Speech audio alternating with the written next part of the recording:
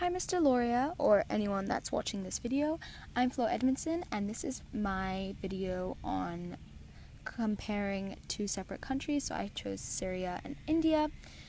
So just as a quick disclaimer, some of this information about Syria is a little out of date as it's hard to gather information coming out of that country right now. But what I could gather is, as you could see from that drawing, or if you couldn't see, Syria is bordered by Iraq, Israel, Jordan, Lebanon, and Turkey. And the Syrian population in 2010 was almost 21 million, whereas the Syrian population in 2017 is almost 19 million, so it's declined by quite a lot. 1920 in Syria, the San Remo Conference put Syria under a French mandate, and in 1920 to 1921, Syria was divided into three regions by the French, which led to the 1925-1926 uprisings against the French rule, which led to the French bombing the capital of Syria, which is Damascus. Uprisings were solely based off of the division that the French made of Syria and the conflicting beliefs between the three different regions. We're all familiar with the Syrian war that has been going on for almost 6 years now and is still going on today, which was first started by the oppression of Bashar al-Assad, which is the president, and uprisings and rebellions against him, which has led to the refugee crisis that we know of today, and almost 4 million Syrians fleeing their homes, seeking refuge in other countries and trying to get away from their war-torn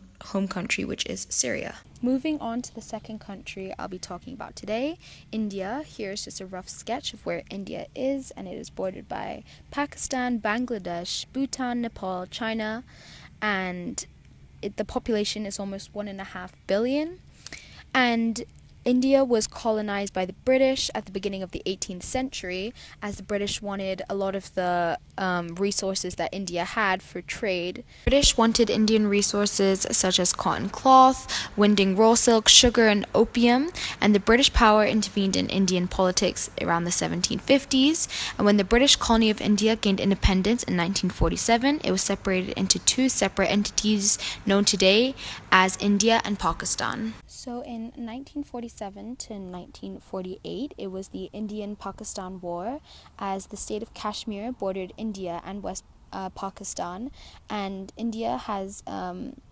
mainly Hindu population, whereas Pakistan's population is mainly Muslim, and Kashmir had a Hindu leader and a Muslim culture.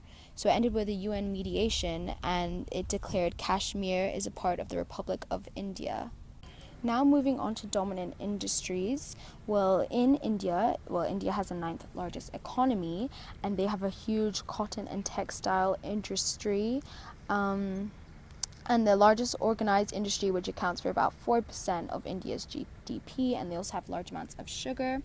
And Syria has petroleum extraction was a major part of Syria's economy in the 1970s and 1980s, and in 1977, Syria's proven oil reserves at 2.2 billion barrels, whereas in 1983 it dropped to 1.5 billion barrels. But having these very costly resources was a good position for trade and helped the Syria's economy at that time. In Syria, there was a 37% increase of natural gas production from 2009 to 2010, which led to a large economic growth and stride, whereas in India, there's aluminum situation reserves around 3.076 million tons, and there's 114 million tons of chromite and 712.5 million tons of copper, which also led to India having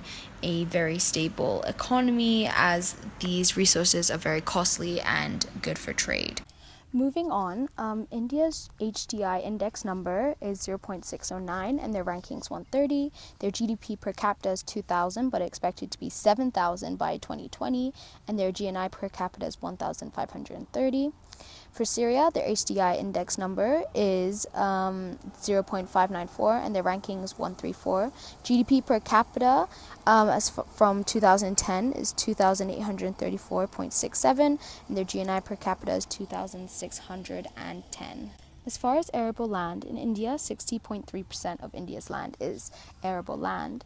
And in Syria, there was 25.11 hectares of arable land in 2007, but in 2014, there was only 9.536 hectares of arable land, and we can only say that's because of the war and how much land it has destroyed. Two main development indicators that I'm going to talk about: absolute poverty, where in Syria the civil war plunged 80% of its people into poverty, with about 3 million Syrians losing their jobs and 12 million people losing their primary source of income. In India, 33% of its population is in absolute poverty, and the life expectancy at birth in India 68 years, and in Syria it is 69.6. But I'd like to mention again that the Syrian information is out of date. As far as government, they both have a constitution. India's was written up in 1949 and Syria's was written up in 73, and it defined Syria to be an Arab, democratic and republican state. But we know this isn't true, as their president Bashir al-Assad is more of a dictator, and that began the war. And India is more of an oligarchy, as the president is elected by members of federal and state parliaments for 5 years. To conclude, I feel that India has a very strong economy and is making steady progress to make that an even stronger economy through its investment in infrastructure and its use of resources through trade, whereas I feel that Syria's civil war has completely destroyed its economy, meaning that I feel that Syria should be closer to the 200 mark on their HDI scale, whereas India should be closer to 100. So I do not agree with their HDI ranking that was put in place in 2014.